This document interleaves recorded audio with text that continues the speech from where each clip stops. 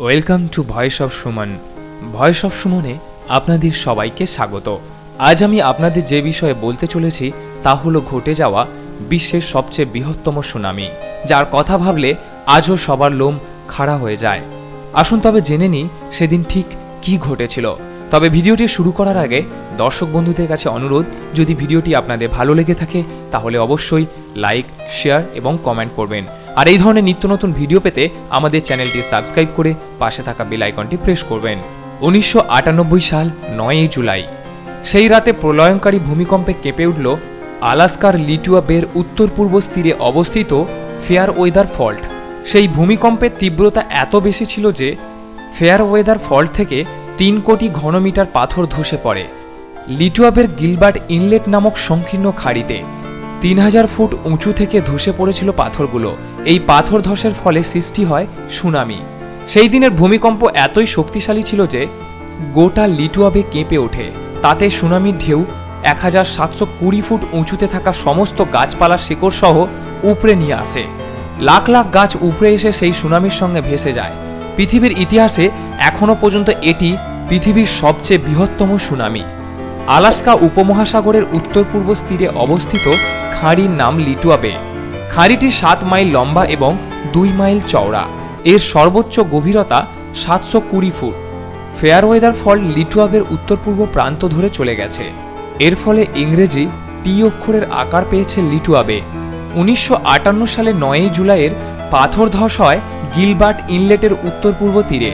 পাথর পড়েছিল প্রায় 3000 ফুট উঁচু থেকে। খাঁড়ির পানিতে 3 কোটির বেশি ঘনমিটার পাথর ধসে পড়ার ফলে সুনামির উৎপত্তি হয়। সেই সুনামির ধাক্কায় লিটুয়া বের 2 তীরের সমস্ত গাছপালা উপড়ে যায়। তবে জানেন কি এই লিটুয়া বের সুনামির আসল কারণ? 1 নম্বর, ফেয়ারওয়েদার ফল্টে ভূমিকম্প, ফলে গিলবার্ট ইনলেটের পূর্ব তীর থেকে প্রায় 30.6 মিলিয়ন ঘনমিটার পাথর ধসে পড়ে। 2 নম্বর, গিলবার্ট ইনলেটে ধসে পড়া 30.6 মিলিয়ন ঘনমিটার পাথরের গতিবেগ ও ভর শক্তিশালী ঢেউয়ের সৃষ্টি করে। সেই ঢেউ বয়ে যায় গোটা খাঁড়িতে।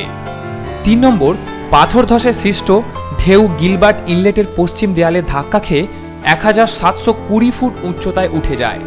4 নম্বর, সেই ঢেউ গিলবার্ট ইনলেটের পশ্চিম দেয়াল টপকে লিটুয়া বেতে নেমে আসে। তারপর সেখান থেকে পৌঁছে যায় আলাস্কা উপমহাসাগরে, যার ফলে সেই 2 তীর থেকে সমূলে উপড়ে নিয়ে যায় লাখ লাখ গাছপালা। এবার চলুন জেনে নেওয়া যাক প্রত্যক্ষদর্শীদের বয়ান অনুযায়ী সেই দিনের সুনামি। সেদিন রাত 8টার দিকে 7 বছর বয়সী ছেলেকে নিয়ে লিটুয়া বেতে প্রবেশ করেছিলেন হাওয়ার্ড জি উলরিখ। খাঁড়ির 5 ফ্যাদম গভীরতায় নৌকার নোঙর ফেলেন তারা। রাত একটু গভীর হতেই আচমকা ভয়ানকভাবে দুলে ওঠে উলরিখদের নৌকা।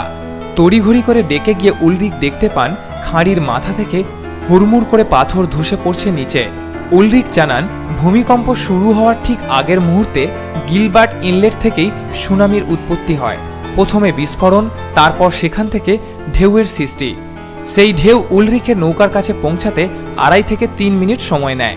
উলরিখ চেষ্টা করেও নোঙর তুলতে পারলেন না, তাই পুরো শিকল ছেড়ে দিয়ে প্রায় 40 ফ্যাদম ইঞ্জিন চালু করেন।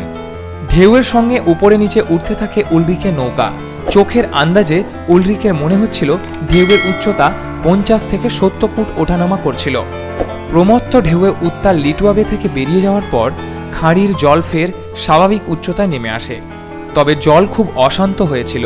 ঘড়িতে সময় রাত তখন 11টা।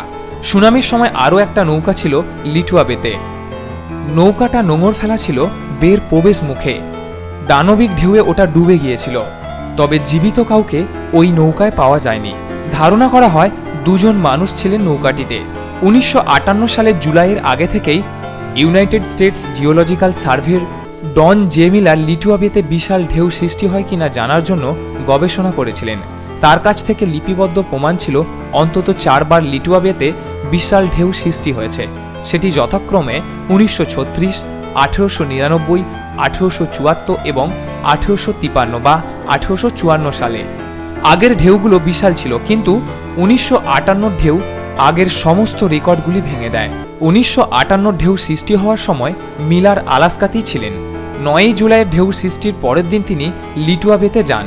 সরেজমিনে ধ্বংসলীলা সব দেখে সিদ্ধান্তে আসেন এবারের ঢেউই লিটুয়াবের সবথেকে সৃষ্ট, সবথেকে উঁচু এবং বড় ঢেউ।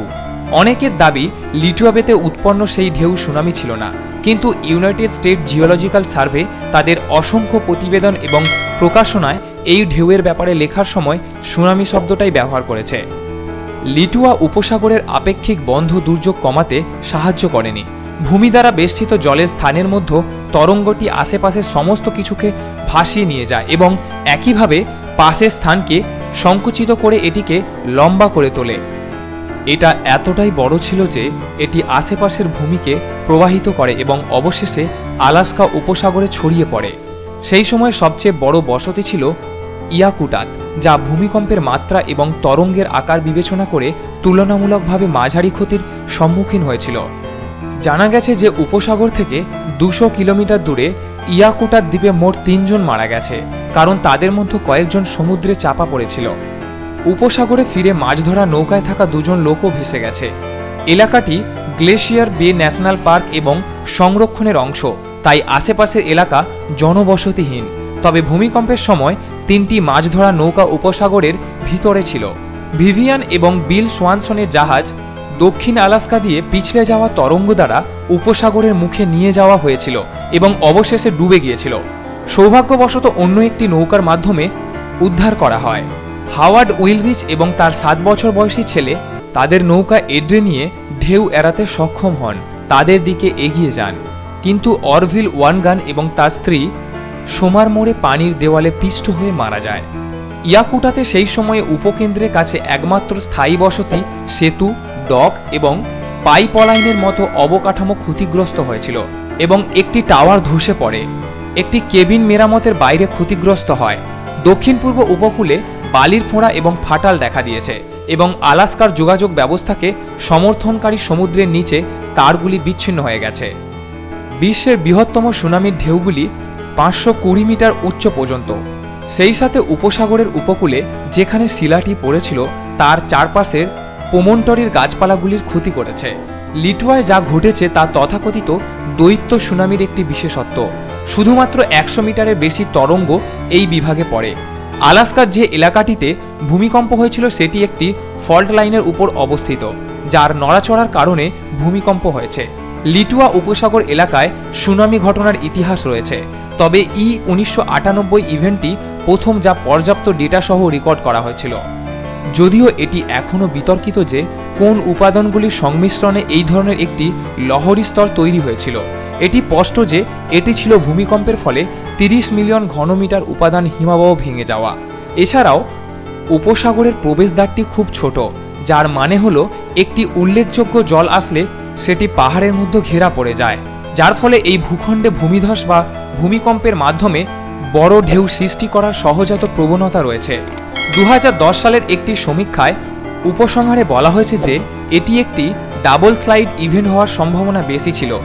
লিটুয়া হিমবাহের মাথার খুব কাছে একটি রক স্লাইড আঘাত হানে, যার ফলে প্রায় 400 ঘনমিটার বরফ হিমবাহের সামনের আঙুল ভেঙে যায় এবং সম্ভবত এটি একটি বিশাল ইনজেকশন হিমবাহের নিচে জল। হালকা হিমবাহটি ডুবে যাওয়ার আগে উপরে উঠে যায় এবং হিমবাহের নিচে আটকে থাকা এবং ভূমিকম্পের ফলে শিথিল হওয়া প্রচুর পরিমাণে আটকে পড়া ভরাট অর্থাৎ সাবগ্লাভাসিয়াল এবং প্রিগ্লেশিয়াল পোলল প্রায় সঙ্গে সঙ্গে দ্বিতীয় এবং বৃহত্তর রূপান্তর হিসাবে মুক্তি পায়। এই ছিল আলাস্কার সেই ভয়ঙ্কর সুনামি সম্বন্ধে বিভিন্ন জানা অজানা তথ্য। আজকের এই ভিডিও এইটুকুই। আবার দেখা হচ্ছে অন্য কোনো দিন অন্য কোনো সময়, আবার নতুন কোনো টপিক নিয়ে।